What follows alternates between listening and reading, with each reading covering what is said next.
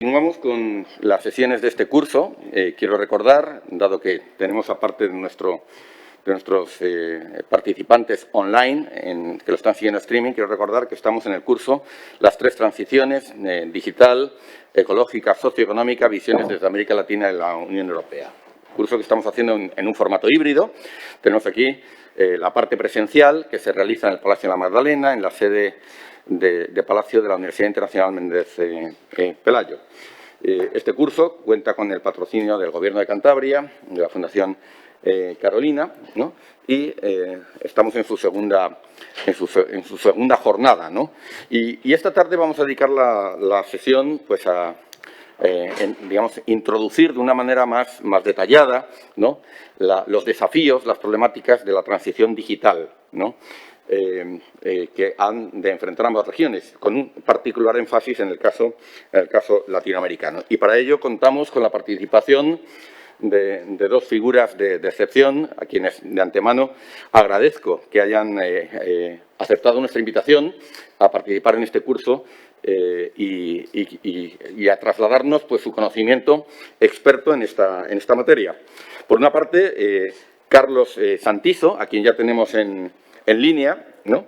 Que, según el orden establecido en el programa, será quien, en primer lugar, nos dirija la palabra. Carlos Santizo, me permito presentarles, el director de Desarrollo Institucional en CAF, Banco de Desarrollo de América Latina, ¿no? Cargo que tiene desde septiembre de 2018. Y previamente ha sido el jefe de la División de Innovación para servir al ciudadano y de la División de Capacidad Institucional del Estado del Banco Interamericano de Desarrollo, del BID, ¿no? Entre los años 2011 y 2018. Anteriormente, Carlos ha sido gerente sectorial de la División de Gobernabilidad del Banco Africano de Desarrollo, en la sede en Túnez, entre 2007 y 2011, y asesor de Gobernabilidad y Finanzas Públicas del Ministerio para el Desarrollo Internacional del Gobierno del Reino Unido, en sedes en Lima y Glasgow, entre los años 2002 y 2007.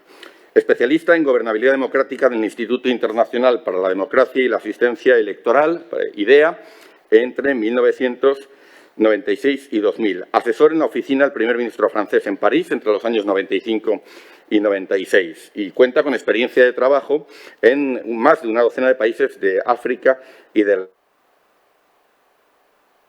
extensa trayectoria también de publicaciones sobre procesos de democratización, lucha contra la corrupción, transformación digital del Estado. Y su formación académica es la de doctor en Economía Política Comparada por la Universidad Johns Hopkins y cuenta también con una maestría en Políticas Públicas de la Universidad de Columbia y de Sciences Po en París, ¿no? Una trayectoria verdaderamente sólida y que desde luego le faculta, cómo no, pues para hablarnos hoy con mucho conocimiento, ¿no?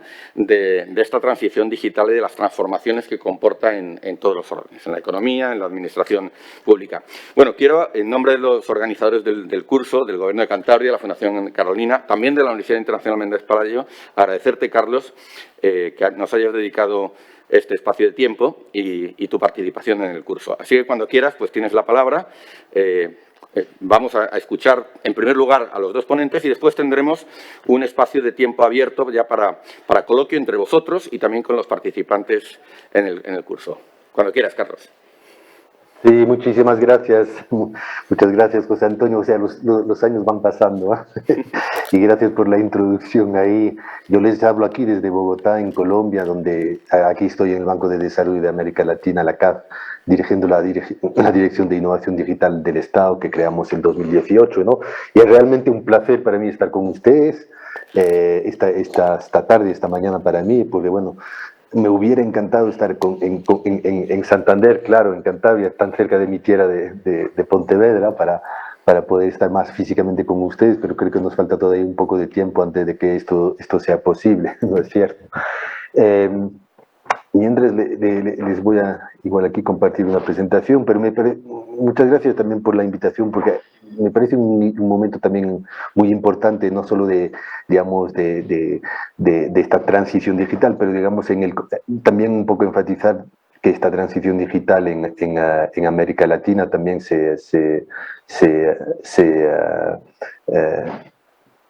en un momento, voy a ver si puedo.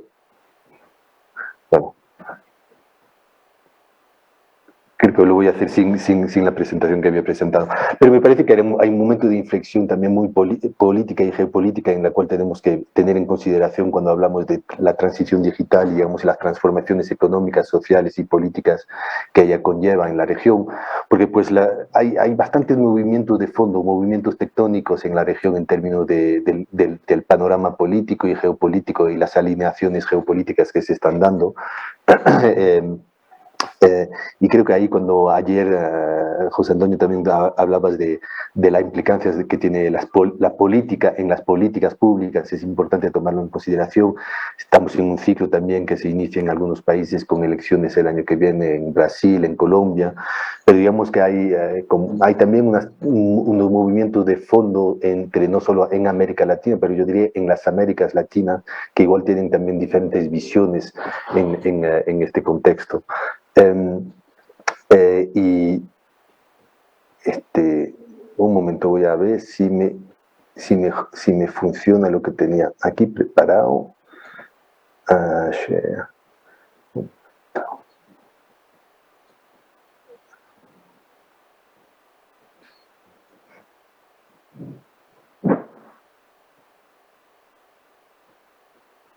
Bueno.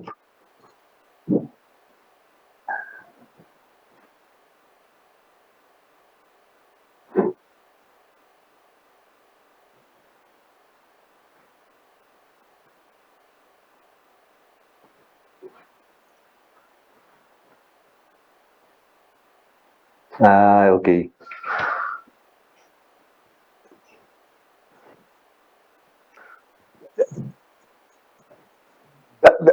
Da igual, así no te preocupes, que tampoco era solo un poco un soporte para la discusión, pero a mí no me...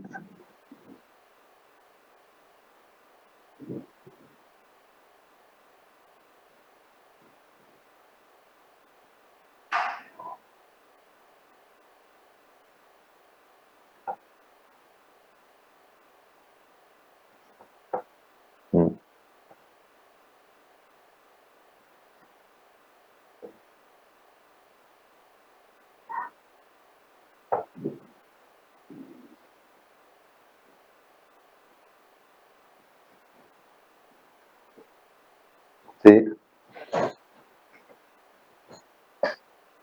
A mí me aparece el compartir pantalla, pero...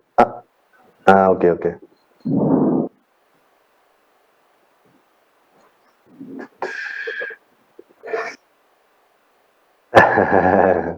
Claro. No, claro, es siempre así cuando nos hablamos de estos...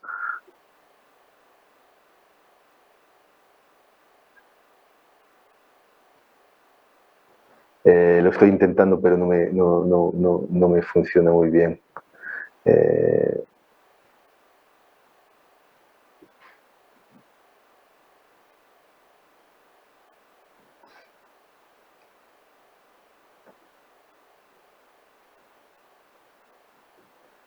Sí.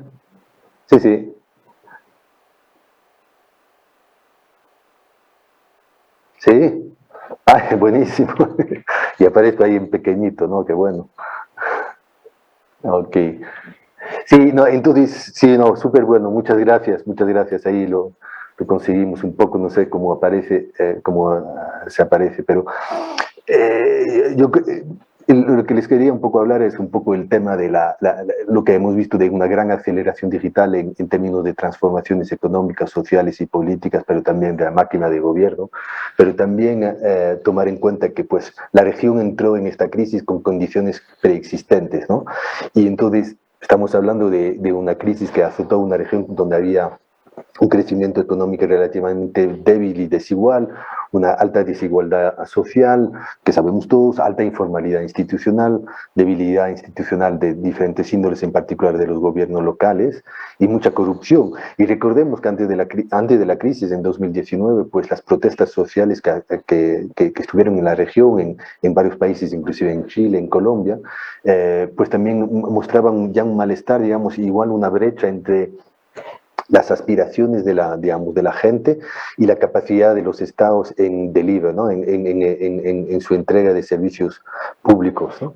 Y entonces la crisis llegó a, digamos, a plantear dos tipos de desafíos. Uno es cómo la crisis pues, afectó la capacidad de los estados en responder a estas condiciones preexistentes, estas condiciones estructurales, y al mismo tiempo plantear nuevos desafíos. Y lo hemos visto, lo vemos mucho en esta transición digital, porque la transición digital pues también representa unas enormes oportunidades de atacar estos desafíos estructurales, pero también plantea nuevos desafíos en términos de políticas públicas que quisiera un poco compartir con ustedes.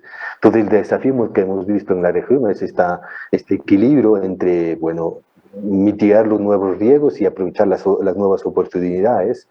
Y un poco ahí yo quisiera un poco compartir los cinco desafíos latinos, ¿no? O sea, específicos a América Latina, en el cual la transformación digital se inserta y pues tiene capacidad de poder responder o proponer algunas soluciones a estos desafíos, pero también plantea algunos nuevos desafíos, en particular en unos cuantos temas, ¿no? Y entonces, una de las grandes brechas que la crisis también ha exacerbado pues es todo el tema vinculado a la desigualdad y a la pobreza, y de hecho como en esta nueva fase de recuperación, pues digamos, la economía digital en particular puede ser una nueva oportunidad, pero también hay unos riesgos de brechas digitales que pues hagan que digamos, la digitalización sea otra marca de otro rasgo de la desigualdad. Entonces tenemos eso en un contexto donde en el año 2020 la economía bajó de casi 8% en toda la región, pero sobre todo aumentó muchísimo la pobreza. La CEPAL pues estima que más de 20 millones de pobres más en América Latina en 2020 y casi 10 millones de pobres extremos adicionales. Y en algunos países, como por ejemplo Argentina, pues las cifras de la pobreza se han aumentado muchísimo. Eh, eh, Creo que la situación hubiera sido aún peor si en muchos países no se hubiera tenido la capacidad de respuesta a la crisis, inclusive a través de herramientas digitales que han permitido, por ejemplo, las transferencias sociales, hacerlas más efectivas, y eso permitió, digamos, mitigar algunos efectos de la crisis en términos de pobreza. Pero estamos hablando de que sin esas medidas de incidencia, la CEPAL estima que más o menos estamos hablando de casi 40% de la población de América Latina en pobreza hoy en día, con casi 16, 18% de la población en extrema pobreza. Entonces tenemos un retroceso bastante importante en términos de pobreza en la región. Lo que yo me parece que también es algo importante que recalcar en esta crisis es el tema o el efecto que ha tenido en la clase media. Y recordarán que cuando se habla del desarrollo en transición y el impulso que tuvo en la última década, digamos, mucho de las modernizaciones, si quieren, pues hubo un impulso muy fuerte de la clase media. La OCDE ya hablaba de una clase media vulnerable, esa clase media que justo acaba de salir de pobreza, que todavía está vulnerable, que necesita acceso a servicios públicos. Y creo que en esta crisis, pues esta clase media muy vulnerable ha sido particularmente afectada. Creo que es importante tener esto en cuenta porque pues es un motor, digamos, del desarrollo en particular institucional, tiene que ver con la clase media y de los beneficios en términos de transformación digital pueden ser esta clase media. En términos sociales, un tema que me parece súper importante también mencionar es que si bien hubo una aceleración digital en muchos países, no se trata tanto de las nuevas tecnologías que se aceleraron, pero más bien la adopción y el uso de las tecnologías por los diferentes actores, tanto la gente en sus servicios en sus relaciones con el Estado. Por ejemplo, un estudio del BID pues, menciona que antes de la crisis solo el 20% de la gente en América Latina utilizaba canales digitales para interactuar con el Estado y ahora pasaron a 40%. Pero vemos que el uso y la adopción cambió en diferentes segmentos, pero sigue siendo un desafío importante. Por ejemplo, para las pymes. Pero lo que sí que vemos es que esta transformación digital tiene también un riesgo de ser realmente otra dimensión más de la desigualdad y de la exclusión. Y hay un tema claro de conectividad, pero también de la calidad de la conectividad en términos de acceso, de costos, de calidad de conexión, y también otro tipo de inclusión digital que vemos en términos de la capacidad de diferentes poblaciones de generar huellas de datos que luego pues, se pueden tomar para diseñar políticas públicas. Pero estas brechas de conexión siguen siendo muy fuertes en América Latina. En Europa en general se resolvió la conexión y en España ya no son desafíos de la conectividad y del acceso de la gente digamos, al Internet. Pero en América Latina sí. Algunas cifras nos dicen que, por ejemplo, que 3 de cada 10 personas no tienen acceso a Internet en América Latina. Y eso es casi 40% de los hogares más pobres no lo tienen en comparación con más de 80% de los hogares más ricos tienen acceso. Las zonas rurales también están particularmente excluidas. Y vemos, por ejemplo, cuando hablamos, por ejemplo, del impacto que tuvo la crisis en términos de educación a distancia en América Latina, 1 de cada 4 escuelas todavía no está conectada a Internet.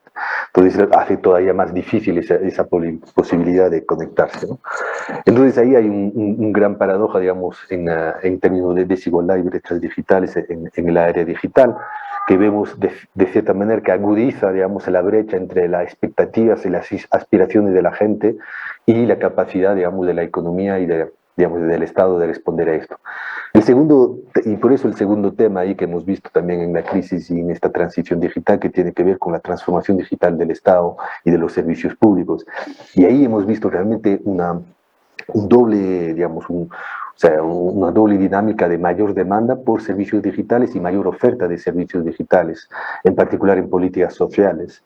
Pero, digamos, la burocracia sigue siendo uno de los talones de Aquiles de la región en términos de la capacidad de los estados de ser más ágiles y más cercanos a los ciudadanos. Y todos los informes del Foro Económico Mundial sobre competitividad o del Doing Business del Banco Mundial, pues señalan, digamos, que América Latina se destaca por la pesadez de su burocracia y del, digamos, lo que llamamos el costo regulatorio en América Latina. Y eso tiene que ver también con una tradición legalista, que en la región todo el problema tiene una solución en una ley, una norma, y se pasa mucho el tiempo en no cumplirla también. Y entonces tenemos ahí un desafío clave, pero sí hemos visto bastante movimiento muy promisorio en la región, de por ejemplo Brasil, que digitalizó más de 1.000 trámites federales durante la crisis, y que ahora llega a 3.000 de sus 4.000 trámites federales que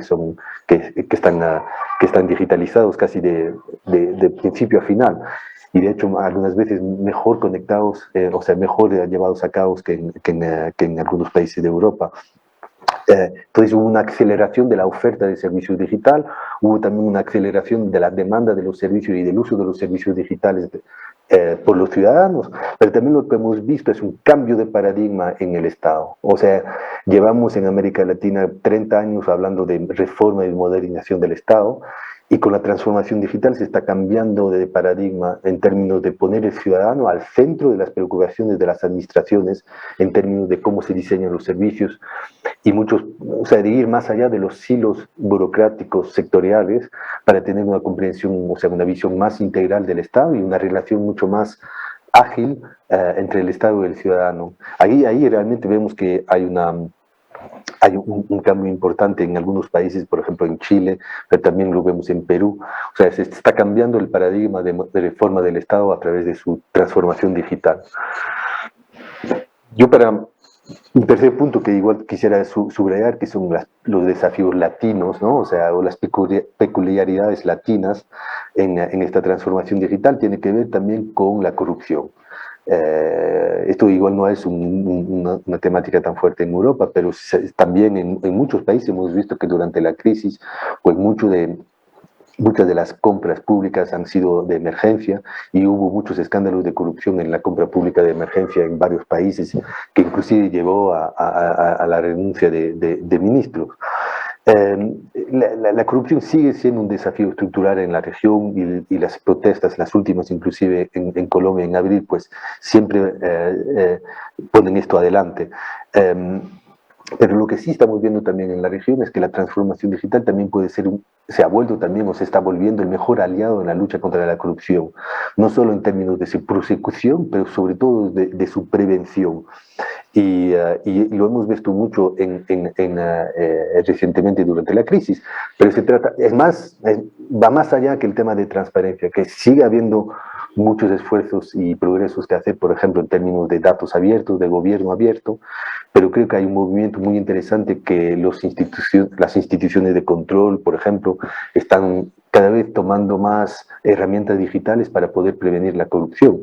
Hemos visto el desarrollo de plataformas de analítica de datos y de inteligencia artificial, por ejemplo, en Brasil, con ALICE del Tribunal de Cuentas o la plataforma Océano de la Contraloría General de la República de Colombia, donde vemos cada vez más de estos actores de las instituciones de control, de la sociedad civil e inclusive de muchas startups que empiezan a tener un ojo ciudadano mucho más activo en la corrupción en términos de su capacidad de prevención y de detección temprana. Y era interesante que durante la crisis, por ejemplo, si bien en crisis anteriores, pues los escándalos de corrupción surgieron un par de años después, ¿no? O sea, en esta crisis, los escándalos de corrupción han estado casi destapados casi inmediatamente, ¿no? Y eso es un cambio, bueno, tiendo a ser un poco positivo, ver el vaso que se está llenando más que se está vaciando, y ahí, si bien estamos viviendo retrocesos importantes, por ejemplo, en el Lava Jato de Brasil, en términos de prosecución penal de la corrupción, sí vemos un movimiento ahí interesante de posibilidades de poder atacar la corrupción. Lo hemos visto, por ejemplo, en los programas sociales, ¿no? Donde la introducción y la aceleración de herramientas como la identidad digital, registros digitales de beneficiarios de programas sociales, e inclusive pagos digitales, han permitido que la ayuda de emergencia llegara a quien hubiera tenido que llegar y sin que hubiera pérdidas en el camino. En Colombia, por ejemplo, a través del sistema SISBEN, han podido identificar y llegar a la población necesitada por la crisis a través de estas innovaciones digitales en sus programas de protección social. Ya para ir un poco cerrando por el tiempo, ¿no? Dos últimos puntos que tienen que ver un poco como la transformación digital también está interactuando con la democracia, ¿no? O la calidad de la democracia en la región. Y uno tiene que ver con el tema de participación ciudadana, ¿no? Hay un paradoja, ¿no? En la región donde hay una apatía electoral fuerte, un descontento con los partidos políticos fuertísima, pero al mismo tiempo una demanda insatisfecha de participación cívica en políticas públicas, ¿no? Y lo que estamos viendo es que ahí hay una demanda de empoderamiento del ciudadano que no está siendo atendida por los canales de representación normales. Y eso genera también es parte un poco, digamos, de las razones por la polarización política que estamos viendo en muchos países, llevada por muchas veces las redes sociales, pero hay, digamos, una demanda insatisfecha, y lo que vemos es que en particular en muchas de las ciudades de América Latina, pues están realmente intentando crear medios digitales de participación política en políticas públicas locales, en cosas concretas entre las elecciones, ¿no? Mecanismos de consulta pública que se inspiraron mucho de Madrid, por ejemplo, de Decide Madrid, pues están en casi todas las ciudades de América Latina. Ahora Bogotá, por ejemplo, está llevando un presupuesto participativo a través de una consulta pública. Vemos el voto electrónico empezar a desplegarse en algunas ciudades como Bahía Blanca en Argentina a través de soluciones de blockchain por empresas que están proveyendo ese tipo de soluciones. La ciudad de Buenos Aires, por ejemplo, están desplegando hay un aplicativo de la ciudad de Buenos Aires que se llama BOTI, que es un mecanismo de interacción ciudadana en políticas públicas que es muy efectivo. Hemos visto durante la pandemia varias de las agencias digitales desplegar chatbots de interacción con los ciudadanos en el sector de salud para la atención médica, para poder destrabar algunos de los cuellos de botella en la salud pública. Vemos también mecanismos o soluciones de escucha estructurada, ¿no? Ahí hay una empresa española que se llama CityBits, que de hecho desde CAF acabamos de invertir hace 2 semanas, que están generando capacidades de escucha estructurada de las ciudades con los ciudadanos, no solo para consultarles, pero para identificar cuáles son realmente los problemas. Y muchos de las ciudades y algunos de los gobiernos nacionales están también desarrollando laboratorios de innovación de gobierno, donde ahí ya no se trata de consulta, pero de co-crear o de repensar servicios públicos, servicios digitales trámites y algunas políticas públicas, una especie de sandbox regulatorio, de mecanismo de laboratorio donde se trata realmente de traer esa mentalidad de las startups a los estados, esa lean startup, o sea, esa capacidad de experimentar antes de escalar políticas públicas. Entonces vemos ahí un movimiento súper interesante que también la crisis y la transformación, y bueno, la crisis se aceleró porque las herramientas digitales están a disposición y digamos, la facilidad o digamos, la apropiación de estas ha sido más grande. Y ahora para concluir, José Antonio, que más bien para la discusión, el tema de confianza en las instituciones. Yo creo que eso es un momento muy importante para la región y el mundo, porque muchas de las decisiones que estamos tomando ahora van a tener un impacto en qué tipo de futuro digital vamos a tener, ¿no? Y ayer creo que también hablaron del tema del multilateralismo en algunas de las decisiones alrededor, por ejemplo, de gobernanza de datos, inteligencia artificial y ese equilibrio entre lo ético y lo económico, entre aprovechar el potencial de los datos en las economías, pero también regularlas y asegurarse privacidad y protección de datos. Ahí la verdad es que América Latina está bastante ausente de este debate, ¿no? Y estos tres modelos entre el chino, el americano y el europeo, en general hay una alineación más al modelo europeo de democracia digital, pero no se puede hablar de un consenso latinoamericano sobre el futuro digital que quieren tener, ¿no? Y ese equilibrio entre regulación e innovación. Y eso vuelve a lo que mencionaba al principio, digamos, de estos cambios geopolíticos en la región, también en términos de visión. Pero ahí realmente pues hay todavía un poco un desafío en lograr ese equilibrio entre privacidad y protección de datos personales y reuso de datos para fomentar la economía, inclusive mercados regionales de datos. Y también hay una dimensión muy política. En Costa Rica, por ejemplo, pues casi tumban el presidente y hay una convocatoria del presidente en el Parlamento por unidades de analítica de datos que generó mucha controversia en la oposición. Pero ahí realmente hay un debate que se está empezando solo en América Latina sobre lo que en España acaban de aprobar la Carta de Derechos Digitales o la Declaración de Lisboa sobre democracia digital. Hay algunos avances, por ejemplo, en Colombia, donde pues ya hay un marco ético sobre el uso de la inteligencia artificial y ese tipo de cosas, pero digamos que la gobernanza de los datos sigue siendo un tema en gran debate, que lo vemos sobre todo en términos, por ejemplo, de inteligencia artificial y de ética de datos. Entonces ahí hay un tema que la crisis y la transformación y la transición digital sumó nuevos desafíos en este debate sobre la confianza en las instituciones, ¿no? En términos de también nuevos cuestionamientos en cómo esta transición digital debe ser manejada. Entonces, estos son, para la discusión, ahora que veo que el tiempo también se me acabó, en términos de 5 puntos, en términos de cómo la transformación digital o la aceleración de la transición digital, pues es una oportunidad, pero también presenta nuevos riesgos en términos de desigualdad, de reforma del Estado, de lucha contra la corrupción, participación ciudadana y confianza en las instituciones. Ahí nada más les dejo con estas reflexiones y feliz de poder seguir conversándolas.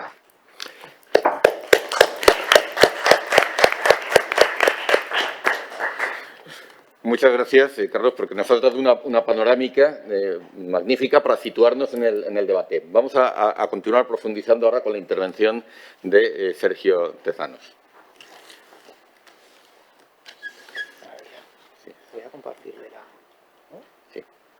Para que lo pueda ver Carlos. Compartir pantalla. ¿Está ya? Por supuesto. ¿Dónde tienes tu...? Aquí. Voy a sacar esto que se llama. Lo que no sé es por qué se ve tan grande. No se ve ajustado, ¿no? Debe ser por el formato de compartir pantalla. A ver.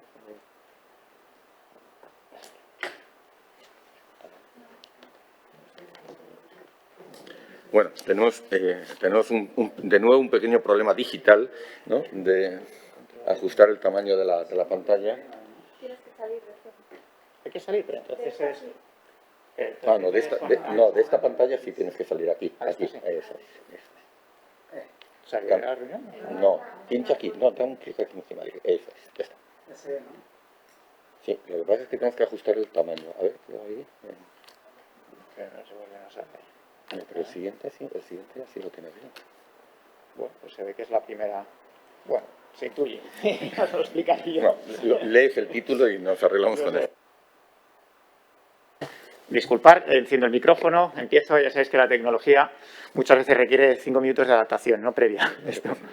Esto bueno, si quieres presentarme. Brevísimamente, ¿no? Pues he cometido la descortesía de no presentar a Sergio con, digamos, la preocupación por asegurar que se veía bien, pero no quiero dejar de hacerlo, ¿no? Y, por supuesto, también agradecer su presencia hoy aquí en el curso, ¿no? Bueno, Sergio Tezanos es profesor de Economía en la Universidad de Cantabria, ¿no? Doctor en Economía Internacional y Desarrollo por la Universidad Complutense de Madrid, licenciado en Economía por la Universidad Carlos III, experto en análisis de datos en investigación social por la Universidad Complutense en lo que se refiere a su formación académica. Profesor titular del Departamento de Economía de la Universidad de Cantabria y subdirector de la Cátedra de Cooperación Internacional y con Iberoamérica de esta universidad, de la Cátedra COIBA, ¿no? Ha sido presidente y socio fundador, creo que esto ya lo mencioné esta mañana, de la Red Española de Estudios del Desarrollo, de redes, ¿no? De esta asociación que promueve los estudios de desarrollo como área de conocimiento multidisciplinar en el sistema de investigación y en el sistema universitario español. Bueno, ostentó esa presidencia entre los años 2011 y 2017 y ha sido vicepresidente y representante de España en el Comité Ejecutivo de la Asociación Europea de Investigación, de Institutos de Investigación y Formación sobre Desarrollo, la EADI, ¿no? Que es la principal institución a escala europea en este sector. Y anteriormente, ¿no? Pues ha formado parte de una institución que nos es muy querida para muchos, el Instituto Complutense de Estudios Internacionales, donde tuvimos oportunidad de coincidir. También ha sido investigador visitante en el Institute of Development Studies, el IDS, en la Universidad de Oxford y de la Red de Desarrollo Humano del Banco Mundial en Washington, ¿no? También bueno, cuenta con una extensa trayectoria de publicaciones en financiación del desarrollo, cooperación internacional y cooperación en particular en ciencia y tecnología. Pues os invito, como en el caso de otros ponentes, a que las consultéis en la red, ¿no? Están disponibles en algunos de los repositorios digitales que usualmente utilizamos, academia.edu o incluso Google Scholar, pues ahí tenéis los enlaces para acceder. Así que, bueno, hecha esta presentación, muchas gracias, Sergio, por estar aquí. Y ahora que he cumplido con mi obligación como moderador, pues, por favor, tienes la palabra. Muchas gracias, José Antonio. Es lo que tiene conocerse desde hace unos años, ¿no? que las cosas pues, fluyen de otra manera más informal. Antes de nada, quería agradeceros tanto a José Antonio como a Paz que hayáis tenido la amabilidad de invitarme a este curso y, sobre todo, felicitaros por la selección de un tema que me parece absolutamente relevante en los tiempos que vivimos, ¿no? Es un tema con un enorme potencial transformador para la sociedad actual, ¿no? Es decir, esta sociedad que todavía está saliendo de una pandemia y que requiere combinar una transición triple, socioeconómica, digital y también ecológica. Lo que os quería presentar básicamente es una reflexión amplia aplicada al caso de la Unión Europea, que yo creo que se compagina bien con lo que nos acaba de presentar Carlos Santiso. Y dejarme que empiece con una afirmación que yo creo que es relevante a la hora de discutir sobre estos temas. Y es que una sociedad de rápidos cambios, como es la nuestra, debe siempre preocuparse del entorno natural en el que vive, porque el entorno natural en el que vivimos es el que sostiene nuestra vida. Y hay 4 fenómenos que están íntimamente relacionados con esta aspiración. El primero es que los cambios tecnológicos son cada vez más rápidos y más intensos. Esto está muy en línea con las tesis del economista austriaco, el que seguro que habéis oído hablar, Joseph Schumpeter, que nos hablaba de las olas de innovación. Fijaros que al principio las olas de innovación se estimaba que serían cada 10, cada 7 años, pero es que cada vez son más rápidas y cada vez son más intensas. Os invito a que leáis, pues, si queréis informaros sobre esta materia, su obra cumbre del año 42, Capitalismo, Socialismo y Democracia. Él nos describe allí un proceso de destrucción creativa, ¿no? Es decir, de nuevas tecnologías que van sustituyendo a las viejas tecnologías. Y hay muchos casos, ejemplos que podríamos poner, ¿no? Como la navegación a vapor se ve sustituida por el motor de combustión, como la máquina de escribir se ve sustituida por el ordenador, o la cámara digital sustituye al film químico, etcétera, etcétera, ¿no? Lo que digo es que estos cambios son cada vez más rápidos y más intensos en la sociedad actual. Segundo fenómeno relevante es que cada vez es mayor la urgencia de resolver la sempiterna crisis medioambiental y climática. Fijaros que cada vez quedan menos escépticos del cambio climático. Yo cada vez que me topo con uno de ellos le invito a leer el último informe del panel de expertos del cambio climático. El último se publicó, es el sexto y último informe de 2016. Solamente el apartado de conclusiones nos describe un futuro absolutamente apocalíptico. Es decir, vivimos en una crisis constante de carácter medioambiental que todavía no hemos conseguido resolver. El tercer fenómeno relevante es que esto que denominamos los estados emprendedores, es la terminología de Mariana Mazzucato, de su libro conocido como el Estado Emprendedor. Los estados emprendedores, lo que quiero decir es que se han demostrado capaces de dominar el proceso de cambio tecnológico. Ayer en la introducción del curso, José Antonio, tú mismo hablabas de dominar el proceso de cambio tecnológico, ¿no? Fijaros que es muy interesante porque un estado emprendedor se caracteriza básicamente por asumir inversiones de un alto riesgo, que tienen, por tanto, una potencial elevada recompensa para la sociedad, pero que normalmente la iniciativa privada no encuentra interesantes. Hay un ejemplo muy claro que nos describe Mazzucato en uno de sus capítulos, que es el caso del iPhone. Sabéis que el iPhone es básicamente el primer teléfono inteligente que crea la empresa Apple. Fijaros que ella identifica hasta 12 tecnologías que incorpora el iPhone 1, allá por 2007, cuando lo presenta Steve Jobs, que se habían creado previamente en el sector público. Os hablo, por ejemplo, de la tecnología GPS, del uso de Internet, de la pantalla táctil, o de aquello que ya llamamos inteligencia artificial y muchos la denominan por su nombre de pila, Siri, ¿no? A Siri la podemos preguntar con nuestra propia voz y nos contesta. A mí personalmente no me suele contestar lo que espero que me contesta, no me entiende, pero mi hija de 6 años tiene largas conversaciones con Siri, ¿no? Es decir, fijaros que por tanto estoy hablando de tecnologías que se crean mediante la intervención de un Estado emprendedor y que finalmente contribuyen al desarrollo de la sociedad.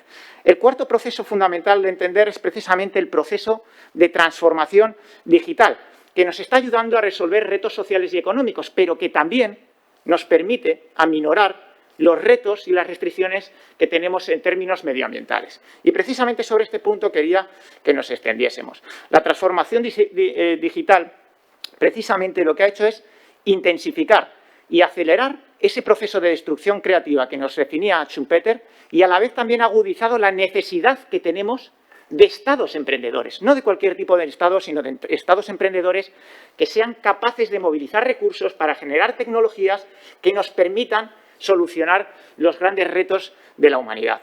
Fijaros, la buena noticia es que las nuevas tecnologías son potencialmente más sostenibles que las tecnologías que se ven reemplazadas.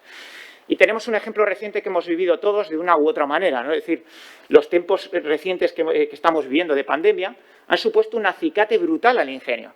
De tal manera que antes de la crisis pandémica, las tecnologías de videoconferencia funcionaban, digamos, de una manera muy eficiente. Salvo que asumieses el pago de una costosa aplicación, el resto, digamos, los pobres, entre lo que incluye los profesores universitarios, teníamos que usar el Skype gratuito. Y las reuniones a más de 2 personas eran un desastre. Se colgaba la imagen, se colgaba el sonido, se colgaban las dos.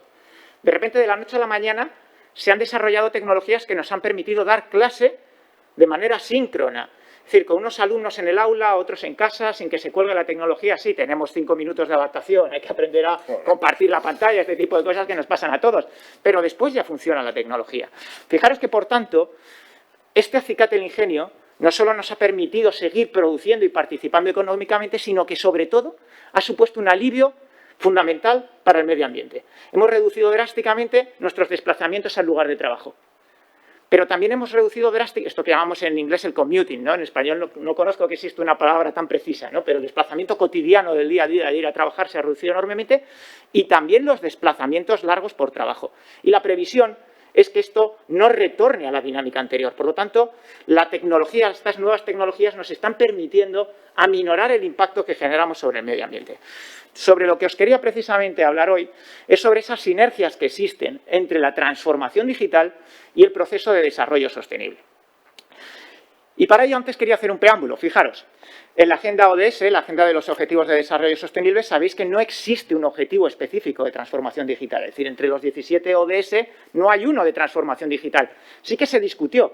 Seguro que José Antonio se acuerda en aquellos tiempos en los que hablamos del post-ODM y del post-2015, 2010 en adelante, se discutía la agenda siguiente y hubo propuestas concretas de personas que pensaban que debía de incluirse un objetivo específico de transformación digital. Al final se optó por transversalizarlo. Es decir, hay objetivos de desarrollo digital repartidos a lo largo de la agenda. Y yo en concreto os he hecho una selección, he hecho un repaso de la agenda y en concreto hay 4 ODS con 6 metas y 6 indicadores que atañen al desarrollo digital. Os los presento así rápidamente. Sé que no se ve, pero no me asuste nadie, ahora os lo resumo yo. Fijaros, en el objetivo 4, me tengo que poner las gafas porque si no, no lo veo. Objetivo 4 es el de garantizar una educación inclusiva y de equidad.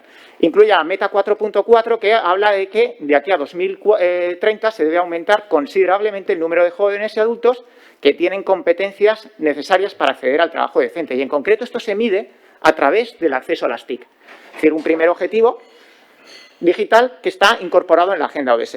En el objetivo 5, que es el que atañe a lograr la igualdad de género y empoderar a todas las mujeres y niñas, la meta 5.b habla de mejorar el uso de las TIC para promover el empoderamiento de la mujer. Y en concreto, lo que se mide es la participación, la proporción de mujeres que usan teléfonos móviles para distintos grupos de edad. Fijaros, objetivo número 9, en este caso, la agenda habla de construir infraestructuras resilientes y en la meta 9.c habla de aumentar significativamente el acceso a las TIC. El objetivo 17, que es el de la Alianza Mundial para el Desarrollo, es realmente el más ambicioso en términos de transformación digital, en la medida en que incluye 4 metas que atañen a la transformación digital. Muy rápidamente, fijaros, la 17.6 habla de mejorar la cooperación regional, internacional, etcétera, etcétera, en materia de ciencia, tecnología e innovación. Y lo mide a través del éxito que se pueda lograr en términos de número de abonados a Internet. La meta 17.7 habla de promover el desarrollo de tecnologías ecológicamente racionales y su transferencia a los países en desarrollo en condiciones favorables. Fijaros que hay una de las metas que ya se ha cumplido, que es la de poner en funcionamiento, a más tardar en 2017, del Banco de Tecnología para los países menos adelantados. Sabéis que en 2018, es decir, un año después de lo previsto, pero en junio de 2018, Naciones Unidas abre su Banco de Tecnología para los países menos adelantados, que tiene sede en Turquía, se financió con dinero del gobierno turco y también con una donación noruega. Bueno, la idea que os quiero transmitir es que, por tanto, el desarrollo digital es un objetivo transversal en la agenda ODS. ¿Oiga algo? Ah, no, me había parecido oír ahí. Bueno, pero lo importante no son solo las metas e indicadores que se incluyen en los ODS en relación con la transformación digital, lo más relevante son las sinergias que existen entre la transformación digital y el desarrollo humano sostenible.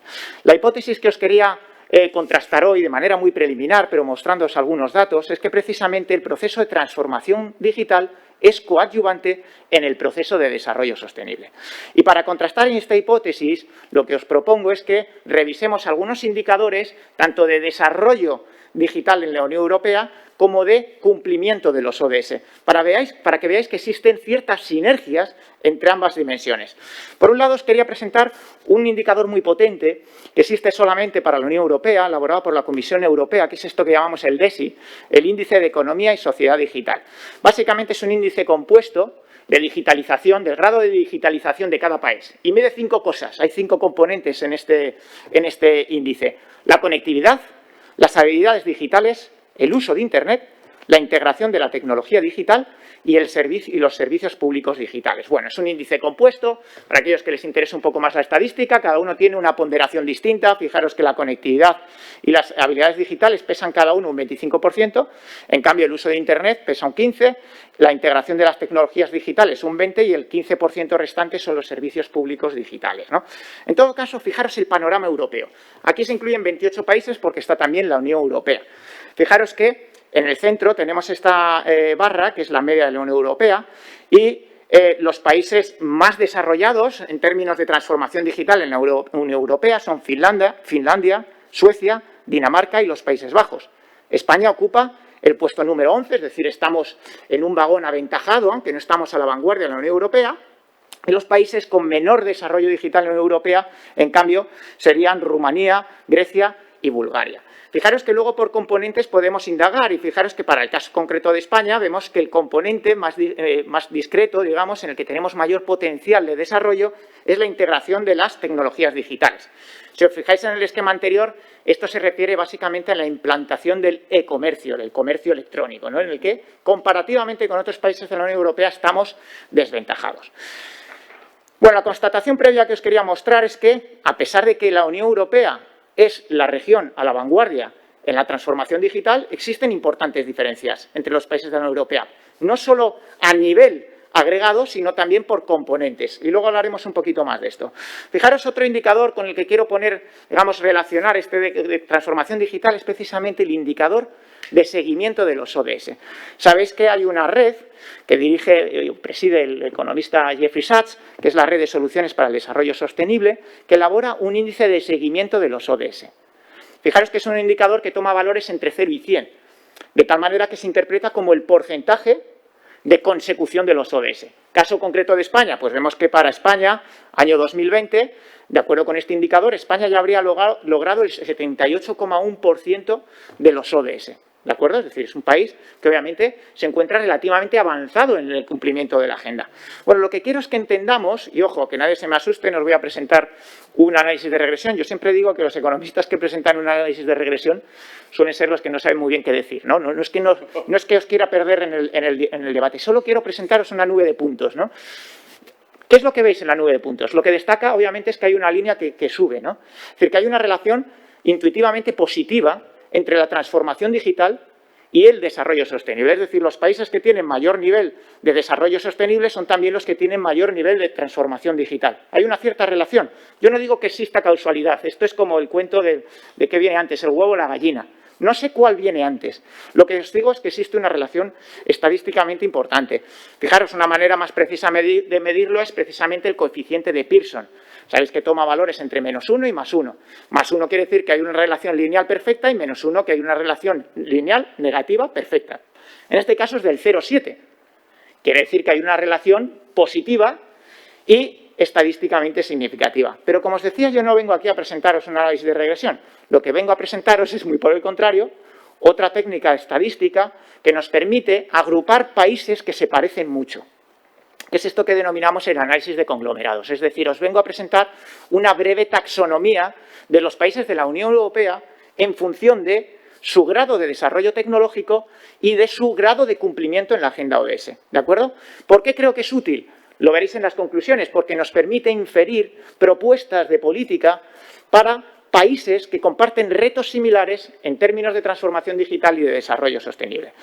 Bueno, fijaros, básicamente el análisis, si os lo doy, digamos, de manera muy desnatada, sin mucho contenido en grasa, básicamente el resultado es que en la Unión Europea existen 3 tipos de países en relación con la transformación digital y el desarrollo sostenible. Tenemos un grupo de vanguardia compuesto por 4 países, Dinamarca, Finlandia, Países Bajos y Suecia. Son los que tienen mayor grado de transformación digital y los que están más cerca de cumplir la agenda ODS.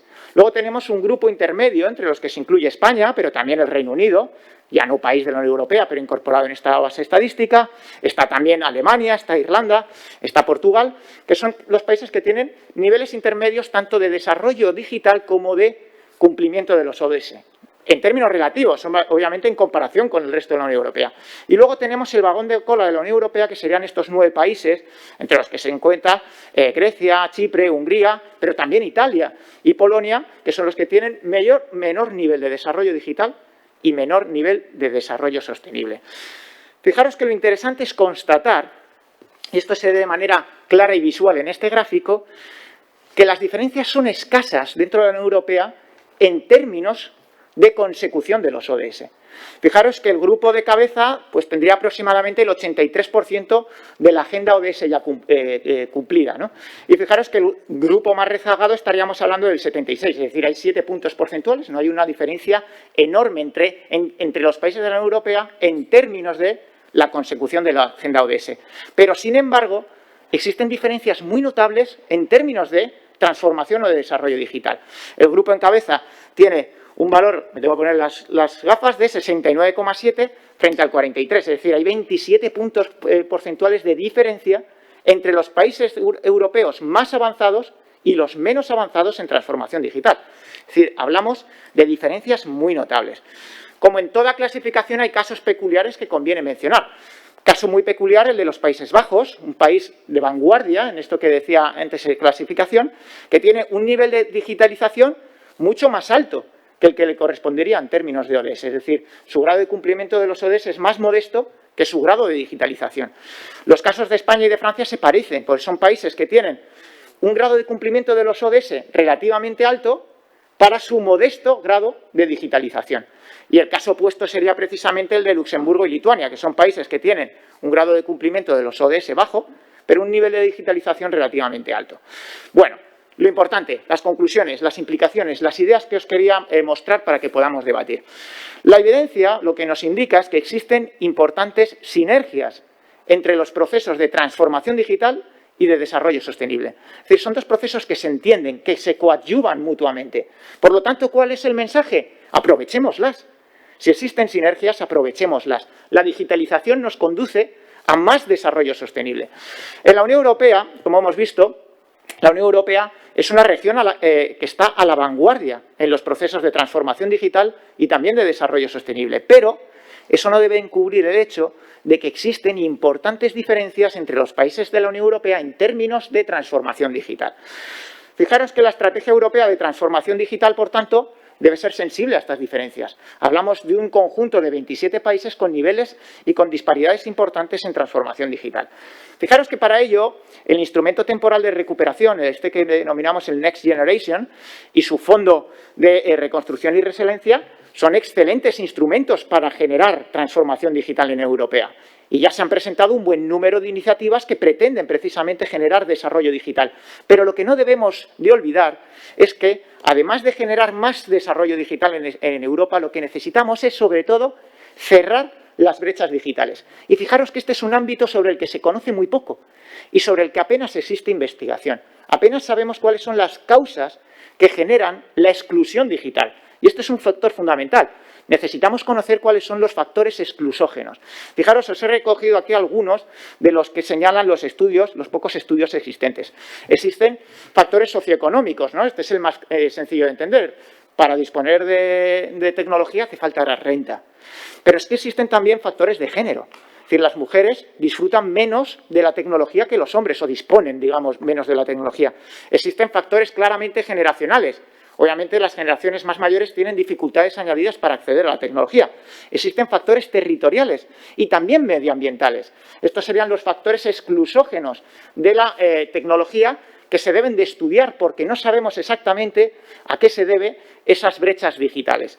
Por último, este es un aspecto que creo que también tiene interés, la Unión Europea debe de ejercer, como es lógico, su responsabilidad y su solidaridad con el resto del mundo. Es una región que está a la vanguardia, tanto en digitalización como en desarrollo sostenible. Fijaros que lo interesante de este aspecto es que la agenda ODS focaliza mucho la cooperación en los países menos adelantados. Y fijaros que la cooperación en ciencia y tecnología ha sido normalmente una seña de identidad de la Unión Europea y también de España con los países mal llamados de renta media, que antes decíamos. Por lo tanto, por un lado, la agenda nos focaliza en los países menos adelantados. Naciones Unidas ya ha creado ese banco de transferencia de tecnología, pero por otro lado, nuestra tradición y nuestras capacidades de cooperación en esta materia, no solo cooperación norte-sur, sino también, desde luego, cooperación sur-sur y triangular, se han centrado normalmente, en el caso de España, en América Latina. Es decir, si antes hablamos de que efectivamente hay que coordinarnos, ¿no? Y que la agenda, de alguna manera, nos limita.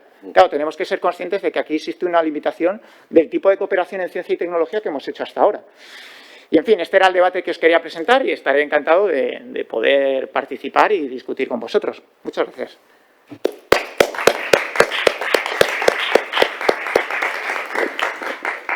Pues muchas gracias, Sergio. Comentaba Sergio que lo que hoy nos presenta pues, es el resultado de trabajo de investigación y esperamos pronto pues, ver resultados publicados, ¿no? Y porque desde luego es muy interesante. Y creo que se complementa bien con la intervención que ha realizado Carlos. No sé si te importa, y vamos quitando la pantalla para volver a recuperar a Carlos en la imagen. Ahí está. Ahí está. Sí, se complementa bien no solamente por el ángulo geográfico regional, la América Latina, la Unión Europea, sino realmente por la agenda, ¿no?, que plantea de desafíos para ambas regiones, ¿no?, en mayor medida en relación a brechas, pero también en cuanto a las sinergias con otros objetivos de desarrollo. Carlos, buena parte de lo que nos ha señalado tiene que ver, ¿no?, con brechas de desarrollo, problemas de desarrollo que tiene la región y cómo la digitalización está incidiendo, ¿no?, en esas agendas, ¿no? Y finalmente la reflexión de Sergio también creo que es importante, ¿no? Es decir, cómo en ese modelo de cooperación avanzada, ¿no?, que tratamos de promover entre la Unión Europea y América Latina, en la que hay problemáticas compartidas, ¿no?, la dimensión digital es relevante y la cooperación en ciencia y tecnología no lo es menos, ¿no? O sea, yo creo que aquí nos han dejado pues algunos temas muy importantes para la discusión. Yo no sé si queréis, en primer lugar, tener un intercambio entre vosotros o más bien recogemos pues las aportaciones, las intervenciones que existen, que pueden haber por parte de quienes estáis aquí, ¿no? No sé, ¿alguna reacción por tu parte, Carlos? Sí, ¿no? Y también agradecer a Sergio, ¿no?, por este pantallazo que era súper interesante sobre la Unión Europea. Sí, o sea, yo creo que el desafío ahí es cómo aprovechar las oportunidades que la transformación digital ofrece para atender, digamos, desafíos estructurales, pero también mitigar algunos de los nuevos riesgos, entre comillas, que esta transformación digital plantea. Y, por ejemplo, en el término de diálogo entre Europa y América Latina, que veo que hay mucho potencial, tiene que ver con todos los temas éticos, ¿no?, de esta discusión. Y, por ejemplo, en América Latina se mira mucho la experiencia de España con la Carta de Derechos Digitales que acaban de aprobar ahora en julio, sobre cómo en lograr ese equilibrio entre aprovechar lo digital o aprovechar lo que te ofrece lo digital para reactivar tu economía, para sociedades más inclusivas, para estados más transparentes y efectivos, pero también replantear algunos de los derechos humanos tradicionales que todavía no se lograron, pero como estos están siendo repensados, bueno, reconsiderados, y también que traen nuevas temáticas. Y siempre es una cara de doble moneda, o sea, lo que Sergio presentó era pues muy interesante, pero al mismo tiempo algunas veces me planteo o sea, más allá, digamos, de una correlación, digamos, a nivel macro entre desarrollo, si quieres, y digitalización, ¿cuáles son los canales de política pública a través de los cuales estas interacciones se dan específicamente y cuáles son algunos de los desafíos que se pueden considerar? Y ahí es muy interesante cuando lo vemos en diferentes áreas de política pública. Yo lo que quisiera un poco enfatizar es que hay problemas de América Latina que igual no se dan en Europa, que son estructurales, que son, digamos, condiciones preexistentes que han sido replanteadas por esta crisis y esta transición digital. Por ejemplo, el tema de confianza, ¿no? Confianza en gobierno y confianza en las instituciones, que es realmente un problema muy agudo en América Latina, pero también que se da en Europa, pues la transformación digital te lo replantea también. Entonces, ¿cómo pensamos algunos de estos huecos que tenemos? Yo veo, por ejemplo, un hueco a nivel multilateral de la gobernanza de los datos. O sea, se están tomando decisiones hoy en día que son no son multilaterales en su impulso, pero hay muchos esfuerzos. Por ejemplo, el G20 acaba de adoptar una serie de recomendaciones que tienen sentido. Naciones Unidas también en términos de cooperación digital internacional también plantea algunas cosas. Pero ahí me parece que hay una especie que la crisis mostró que hay un hueco multilateral en los espacios de consenso multilateral sobre qué es la transformación digital, cómo regularla, cómo guiarla, ¿no? Estamos todavía en esfuerzos que son o regionales o nacionales. Las compañías, las grandes Big Techs no están involucradas en muchos de estos debates.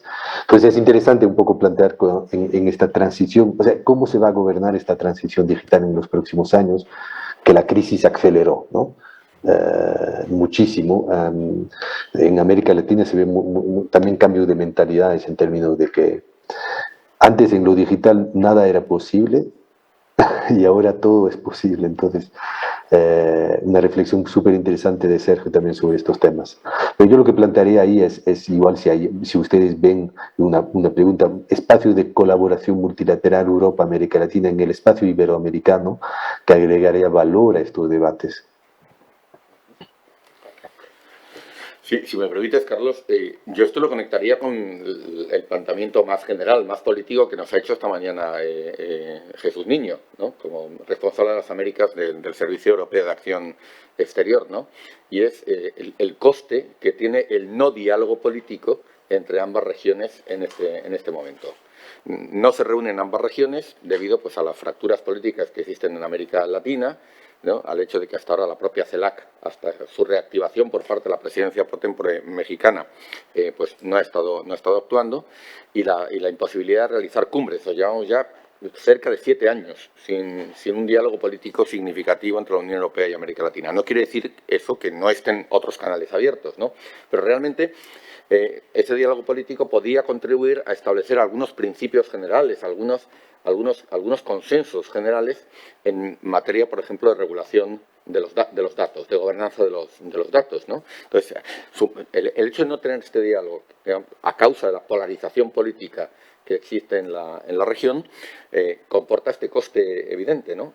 La dificultad para dialogar sobre este asunto. Ahora, bueno, cooperación la hay, ¿no? Y recientemente, esto no se ha mencionado esta mañana, pero en materia, por ejemplo, de infraestructura, ¿no?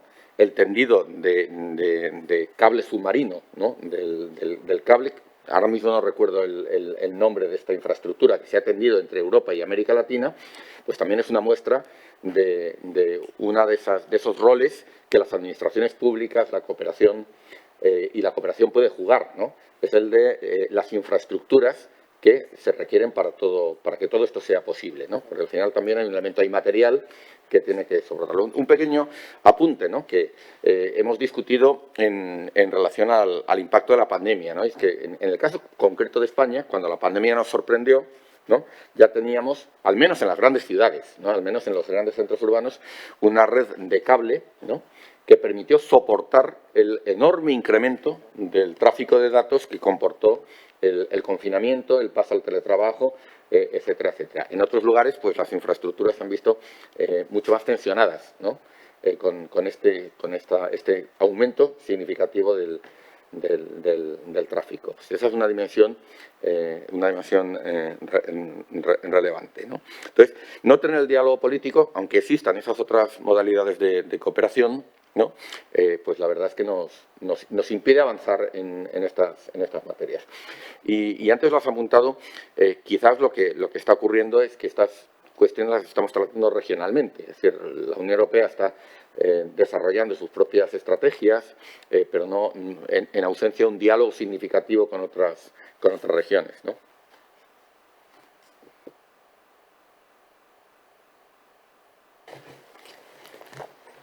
Sí, efectivamente, yo creo que son los temas que ha señalado ahora mismo Carlos son los más difíciles y los más relevantes, ¿no? Cómo gobernar y cómo dominar el proceso de digitalización, cómo dominar el proceso de cambio tecnológico. Yo, remitiéndome un poco a la experiencia reciente que hemos tenido en la Unión Europea y en España, lo que veo claro es que durante estos tiempos de pandemia se ha producido un avance espectacular en la digitalización. Y eso ha sido solamente posible con políticas de estímulo de carácter keynesiano. Es decir, al final, en España, claro, si uno se remite a la parte más micro, es decir, yo soy profesor de una pequeña universidad pública aquí en Cantabria, el esfuerzo presupuestario que ha habido que asumir para poner cámaras y micrófonos en todas las aulas, para que todos los alumnos tengan acceso a Internet, en ocasiones subvencionando también la conexión a Internet en las familias con menos recursos. Eso ha supuesto una expansión del gasto público enorme. Si no llega a ser porque en Europa en este caso, hemos aprendido de la crisis anterior, y menos mal, y hemos aplicado justo las políticas contrarias, es decir, en vez de restrictivas, expansivas. El programa Next Generation es un claro ejemplo. Para América Latina, desde luego, habrá que ver cómo van a funcionar, y de esto se ha hablado bastante, la emisión de derechos especiales de giro, porque una de las posibilidades es que estos derechos especiales de giro permitan la expansión de la digitalización. Esta mañana se daba el dato de 550 millones de niños en América Latina que todavía no están asistiendo a la escuela, en parte porque carecen de esa tecnología. Por lo tanto, insisto en la importancia que tiene la expansión del gasto público, el papel de ese Estado emprendedor que nos habla Mariana Mazzucato, para poder dar respuesta a estas soluciones. Efectivamente, los retos son múltiples, porque este es un proceso que hay que gobernar.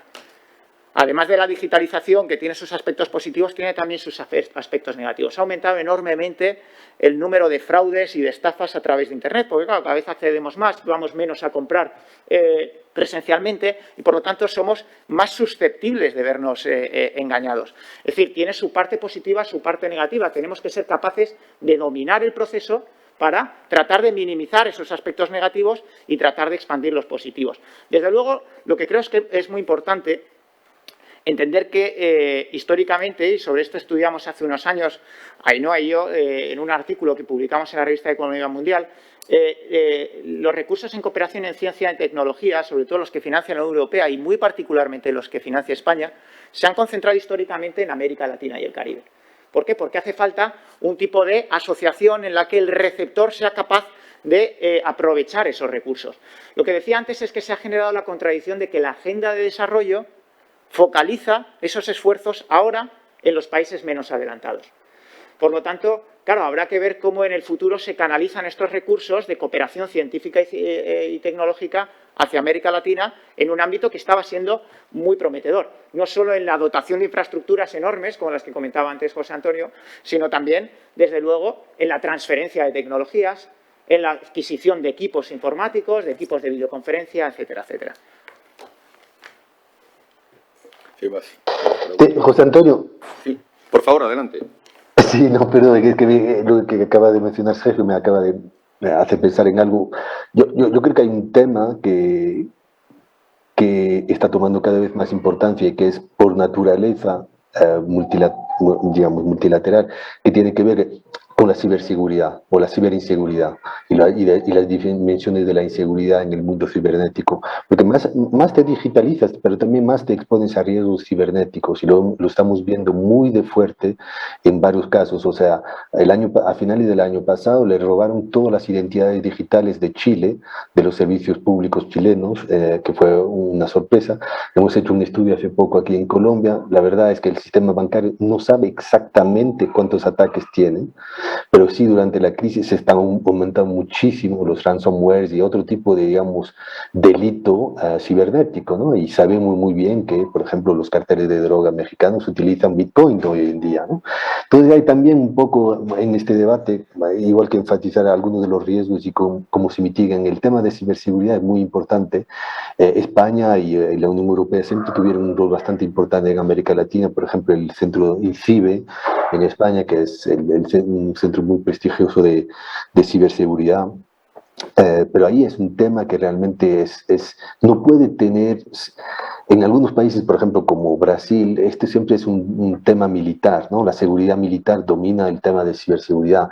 Creo que este modelo ya no se puede, y muchos de los países como Uruguay u otros crean sus propios centros de protección cibernética como los CERT, pero creo que ahí hay un tema mucho más grande también de entender mejor los efectos, digamos,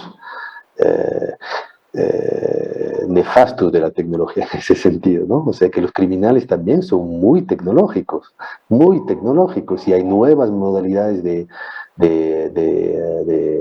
crimen organizado que se están gestionando. Este es creo que un tema que no se toca demasiado o lo suficiente. Israel, por ejemplo, tiene muchos avances en estos temas, que también se está trabajando mucho con países de América Latina al respecto. Es un punto, o sea, era un ejemplo también de complementando lo de Sergio, algunas dimensiones, digamos, también del lado un poco más negativo de los efectos que hay que mitigar en este nuevo mundo y que requieren por naturaleza coordinación y cooperación, no pueden ser respuestas de un solo, o sea, de un solo país y requieren muchísimo trabajo con las empresas, los Microsoft de este mundo que tienen muy buenos sistemas también. Hay una cuestión sobre la que quisiera también invitaros a profundizar, ¿no? Y en particular a Carlos, ¿no? Y se refiere a las experiencias que se han producido en esta suerte de digitalización forzada, ¿no? Rápida y forzada que ha supuesto la pandemia, las experiencias que hemos visto en América Latina para los programas de emergencia, de apoyo a la renta, ¿no? Basados pues, en sistemas de transferencia de fondos digitales, ¿no? Porque algunos de ellos han sido extraordinariamente rápidos, han sido muy exitosos y desde luego, nuestra experiencia, por ejemplo, en España, con algunos de estos programas del escudo social que había planteado el Gobierno, pues no ha sido precisamente tan buena, ¿no? Muy burocratizados, ¿no? Y muy lentos en su ejecución, ¿no? Entonces yo creo que esto, querría invitarte a que aportaras pues algunas experiencias exitosas que ha habido en esta materia, ¿no? Y quizás a una reflexión sobre la posibilidad de una mayor cooperación en términos del aprendizaje y el intercambio mutuo, ¿no?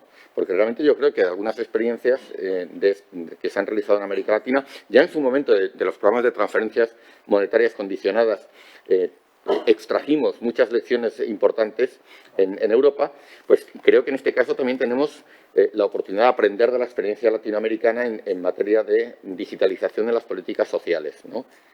Así que si queréis aportar alguna reflexión adicional sobre esto, lo agradeceríamos. ¿Me estás invitando? Sí, José Carlos. Antonio. Dale. Yo, es que como os veo un poco truncados ahí. No, sí, es un súper buen punto. O sea, hemos visto un efecto muy interesante, o sea, o sea, una aceleración bastante brutal en la transformación digital de las políticas sociales, en particular de protección social, por la fuerza, pero también una realización que países como Bolivia, que se han dado cuenta que no estaban de lo más avanzado en sus sistemas digamos, de gestión digital de la protección social, pues se han encontrado más vulnerables en su hora de respuesta. Mismo en Perú, pues hubo como saben, muchas de las infecciones en Perú también surgieron de que los pensionistas tenían que ir a hacer cola para cobrar sus pensiones. Y era la población más vulnerable que estaba pues casi forzada de ir a exponerse a riesgo de contagio, porque es un sistema un poco bancarizado, transferencias no digitales. Entonces también hubo una realización de pues que los que que ya no estaban adelantados en estas transformaciones se encontraron mucho menos preparados para responder a una crisis de esta magnitud. Al inicio de la crisis recordarán pues que Uruguay era uno de los países que mejor lo manejaba porque sí tenían muchas de estas transformaciones ya hechas. Y algunos otros países como Brasil, pues en sus sistemas de protección social, una de las primeras cosas que han digitalizado deprisa, fueron este documento de fe de vida. O sea, cuando tú eres un pensionista, tienes que demostrar que estás vivo a través de una fe de vida que tenías que entregar físicamente al Instituto de Seguro Social para poder cobrar tu pensión. Una de las primeras cosas que han hecho es una solución biométrica de identificación para probar la fe de vida, que desplegaron muy rápido, ¿no? Y ya tenían a nivel de gobierno federal bastantes avances. Entonces hubo muchos movimientos así. Por ejemplo, hubo un caso también Panamá, que un país chiquito que también se aceleró muchísimo sus programas de protección social, porque cuando intentaron identificar los beneficiarios, bueno, los que tenían que recibir estos bonos de emergencia, pues se dieron cuenta que la mayor parte de sus registros de beneficiarios estaban en formatos Excel y muchos de ellos en papel. Eso fue muy ineficiente, pero en 2 meses, 3 meses han logrado digitalizar la base de datos de sus beneficiarios, o sea, de la gente que tenía que beneficiarse de estos programas, no solo de los beneficiarios de los programas sociales. Entonces, lo que quería aquí mencionar es que sí hubo una especie de shock de gestión que se dieron cuenta que sus procesos no estaban al día, pero al mismo tiempo una capacidad de poder lograrlo, o sea, de poder arreglarlo. Cuatro temas que cambiaron durante la pandemia en la digitalización de los programas sociales. El primero tiene, y que donde puede haber también muchos beneficios. El primero, el debate sobre la identidad digital se replanteó en América Latina. En países como Brasil, donde no hay un sistema único de identificación federal, ahora, y políticamente es un poder de los estados de Brasil de tener distintos sistemas de identificación y de identidad nacional. Pues ese debate se replanteó y políticamente pasó que ahora Brasil va a querer adoptar un sistema de identificación nacional, digital, de identidad digital nacional, federal. Entonces vemos que hay un progreso. Esto es muy importante porque los registros de beneficiarios de estos programas se basan en su identificación o capacidad de identificarse con estos distintos sistemas de identificación. Y ahí se vuelve un sistema más inclusivo. Al mismo tiempo, muchos países, aquí fue el caso de Colombia también, o sea, aceleraron la digitalización de los registros de beneficiarios. Y Colombia tiene, por ejemplo, un sistema muy sofisticado que ya venían desarrollando de gestión de bases de datos para poder identificar los beneficiarios de los distintos programas sociales. Es un sistema que se llama SISBEN.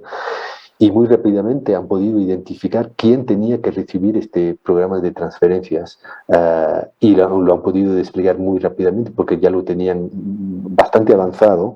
Entonces de ahí el segundo punto es una digitalización de los registros de beneficiarios. Y eso además estas dos cosas también tienen impactos en la corrupción, porque hay muchos casos de corrupción en los programas sociales. Porque a esto se suma el tema de los pagos digitales que están avanzando muchísimo en términos de capacidad de transferencias monetarias directas, no en pasado en cash, a los beneficiarios de programas sociales, o directamente vemos fintechs que están desarrollando wallets de pagos digitales donde ya puedes recibir tu pensión, no tu pensión, pero puedes beneficios directamente a través de una billetera electrónica.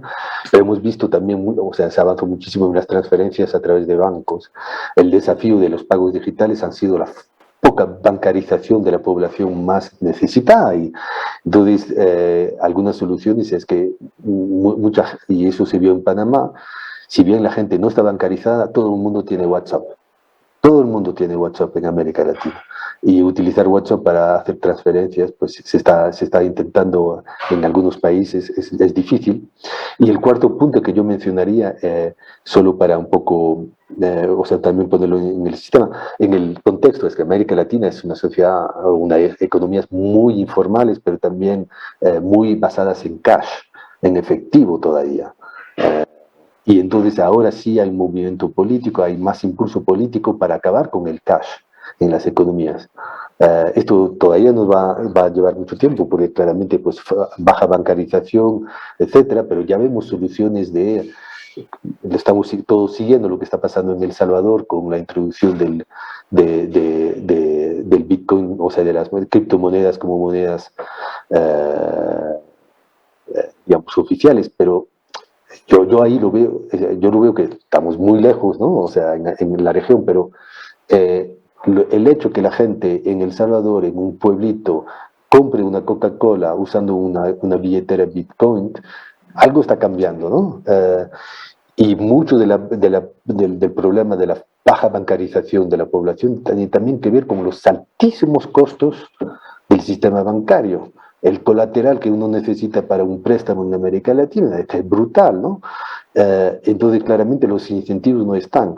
Y vemos que muchas de las fintechs, inclusive las criptomonedas, pues, le están poniendo mucha presión al sistema formal de bancarización, con sistemas alternativos de bancarización y de gestión de efectivo, que yo no sé si es ahora, pero digamos, yo veo a los 5 años, o sea, se está moviendo rápido, ¿no? Entonces, estos cuatro áreas de reforma que tienen un impacto en las políticas sociales y en particular de las transferencias, que tiene que ver con el cambio de discusión sobre la identidad digital, el tema de los registros de beneficiarios de programas sociales digitalizados, las transferencias monetarias digitalizadas y un poco este debate que se está iniciando sobre cómo acabar con el cash en las economías. Muchas gracias. Tenemos una pregunta de Andrea Costafreda, también ponente en este curso, que ya tenemos aquí. Un momento que vamos a pasar el micro inalámbrico. Gracias. Dale. ¿Se me escucha? Sí. Hola, Carlos. Qué bien saludarte. Espero que estés bien. Hola, Andrea. Hola. Mira, te voy a preguntar, sé que ahora en el mandato de la CAF, ¿no? y en la posición actual, igual la pregunta sale un poco de guión, pero como nos conocemos de largo y sé que eres un experto también en gobernabilidad democrática y en el análisis más político de dónde está la región, sí quería preguntarte sobre algo que no apareció ni en tu un poquito más velado en tu presentación y quizá no tanto tampoco en la de Sergio, que es el impacto que pueda tener la digitalización sobre la calidad de las democracias en América Latina, ¿no? En un momento en el que hay una preocupación grande por niveles de polarización muy acentuados, por reducción. Tú sabes que ahora, ¿no? Yo hablo también del lado de la sociedad civil. Hay un cierre de espacios muy preocupante en muchos países. Entonces, quería preguntarte sobre lo que parecía, lo que se entendía y se leía con bastante optimismo a finales de los 90, a principios del 2000, sobre el impacto que podían tener las nuevas tecnologías en la capacidad de reducir de alguna manera las barreras de acceso al juego político. Y que lo hemos visto en la constituyente en Chile, ¿no? Como al darse una campaña no física por el tema de la COVID, sino una campaña casi más en el ámbito virtual, como fuerzas políticas o actores políticos fuera del establishment han tenido mayores posibilidades para obtener representación en la convención constituyente. Pueden haber otros factores, pero esa podría ser una lectura. O sea, realmente las nuevas tecnologías pueden reducir la barrera de entrada al juego político. Pero, por otro lado, también vemos que las nuevas tecnologías han sido terreno fértil para la manipulación política, para el fake news, y que las grandes corporaciones pues también en estos momentos están acumulando una capacidad, una concentración de poder, como mínimo en estos momentos poder sobre los datos y poder económico. Veremos si eso se traduce en poder político, ¿no? Que tiene mucho que ver con esa necesidad de la gobernanza de lo global que decías, donde se reúnen los grandes estados. No sé si también sientan ahí, pues son capaces de sentar pues a Google, a Facebook, ¿no? y a esas grandes corporaciones. Entonces, quería preguntarte casi más por tu rol de expertise y no tanto de representando a CAF, ¿qué valoración tienes al respecto? Sí, y Carlos, si me permites, hay una pregunta que nos ha llegado por WhatsApp, porque desafortunadamente el sistema que tiene la Universidad Méndez Pelayo no nos permite la interacción con quienes están en streaming. Pero Ignacio Soleto, de FIAP, ¿no? Miembro de FIAP y buen amigo, nos pide que te hagamos llegar esta pregunta. Dice, se le podría preguntar a Carlos Santizo sobre los efectos medioambientales adversos de la transformación digital, y casi me permitiría extender esta pregunta también a Sergio, que ha hablado de las sinergias positivas, ¿no? Pero también, bueno, pues qué significa, por ejemplo, en términos de consumo de energía, pues puede ser el minado de Bitcoin, pero también los sistemas de almacenamiento de datos, que efectivamente son grandes consumidores de energía. Supongo que se refiere a esto. Así que si ambos podéis, además de la pregunta que ha hecho Andrea, contestar a esta preocupación de Ignacio, pues también os lo agradeceremos. No, igual empiezo, si te parece, Sergio, ¿no? Porque no, y un gusto saludarte también, Andrea. No, y tu pregunta sobre, digamos, básicamente creo que la pregunta es el tema de cómo está evolucionando el espacio cívico en la región, en este contexto, ¿no? O sea, donde que a mí me parece que si digamos, es un poco lo que mencionaba sobre el tema de esta paradoja de una cierta apatía y desconfianza en los partidos políticos, pero también muchas dinámicas y demandas de la sociedad, en particular de los jóvenes, en mayor participación e interacción y participación directa, ¿no?, en las políticas públicas, en particular a nivel local. Eh, yo creo que sí, los efectos negativos pues los vemos, los hemos visto también en Europa, que en términos de polarización del debate político, que los medios digitales pues un poco agudiza, y en algunos países donde hubo elecciones recientemente, pues esto ha sido bastante importante, sobre todo porque mucha de la conexión hoy en día es que la gente se conecta a Internet para interactuar en sus medios sociales, no necesariamente para efectuar transacciones, ¿no?, o procesos. Entonces hay una fuerte uso de los medios digitales, en particular de los medios sociales en la región, que hace que estas repercusiones pueden ser mayores. Al mismo tiempo, pues yo creo que menos que en otras regiones, pues también hubo no procesos de censura, digamos, brutal, o sea, explícita, pero sí, pues, procesos un poco de un diálogo igual digamos, de una industria mucho más regulada que en el pasado.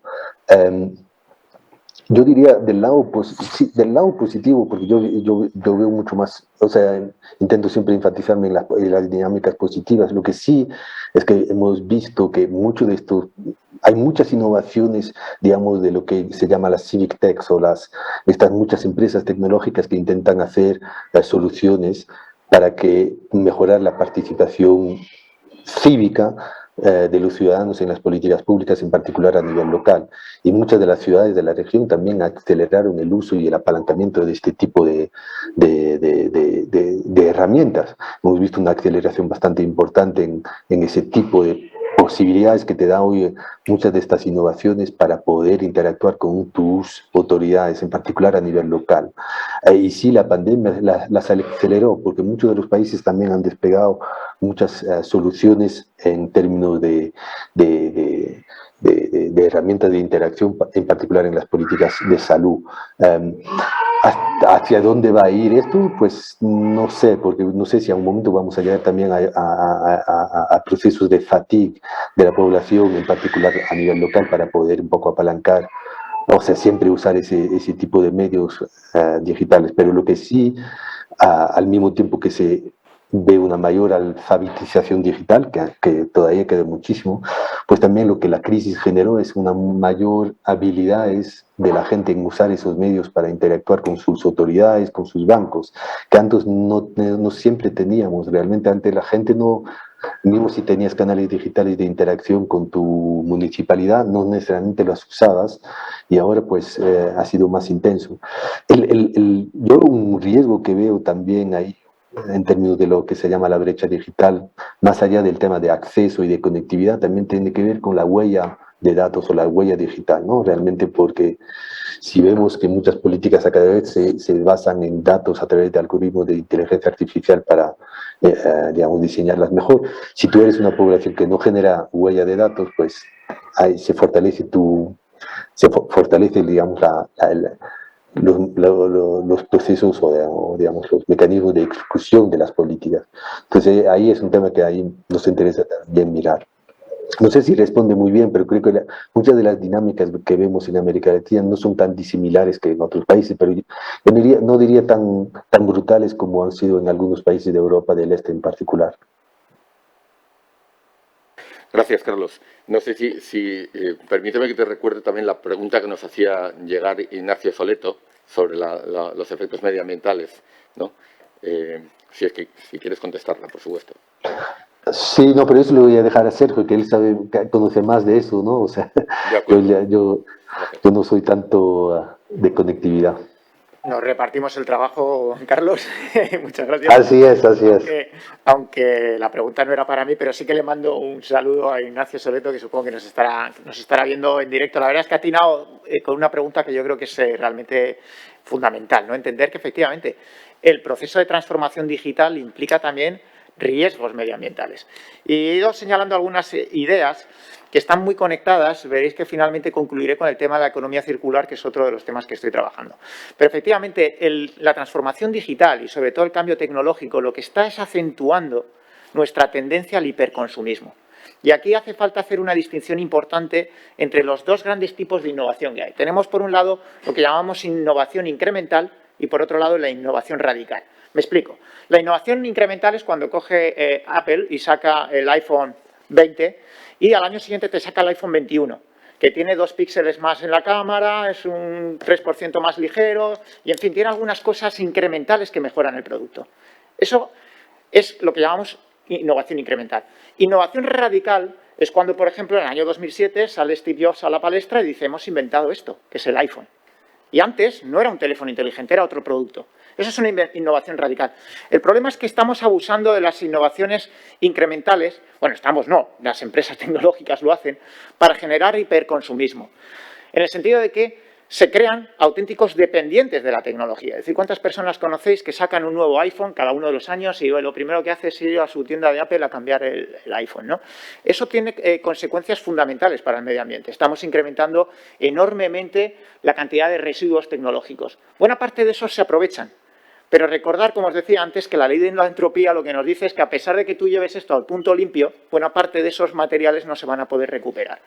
Por lo tanto, tendríamos que gobernar el proceso de transformación digital y de cambio tecnológico. Hace falta, desde luego, muy en línea con los objetivos de desarrollo sostenible que hablan de producción y consumo responsable, obligar a las empresas a que no programen la obsolescencia, que los productos no se queden obsoletos a los 3, 4 o 5 años. Yo recuerdo cuando me compré el primer iPad 1, salió en el año 2010, lo tuve que jubilar en 2016, 2017, no porque no funcionase, sino porque ya no me cabían las aplicaciones, porque ya no había una aplicación de YouTube que soportase el sistema que tenía, no sé si es el iOS o el que sea. Es decir, al final te ibas quedando sin aplicaciones, se volvía inútil.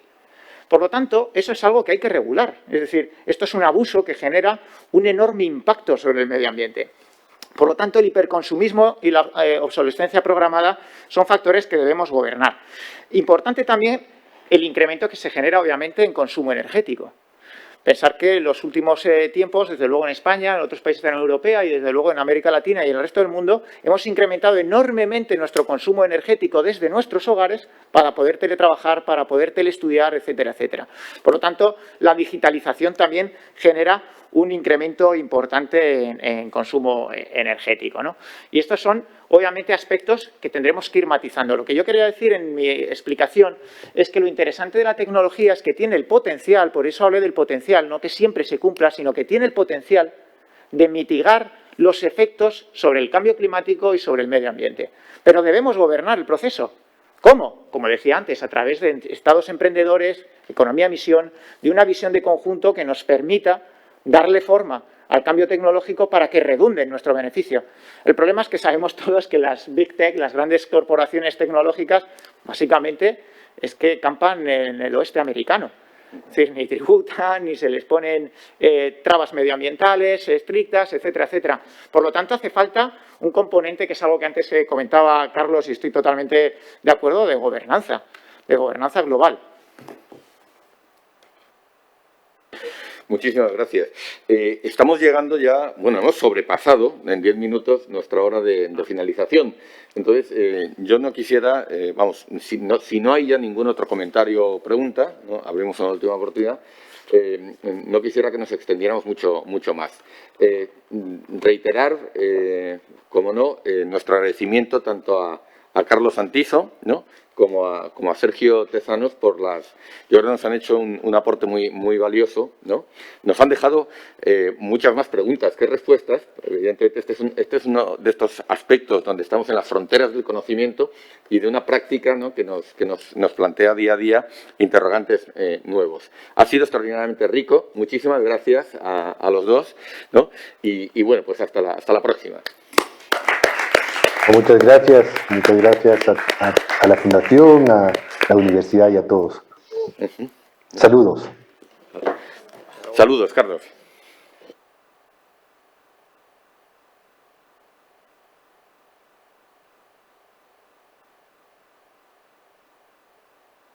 Bueno, pues nada, ya cerrada esta sesión,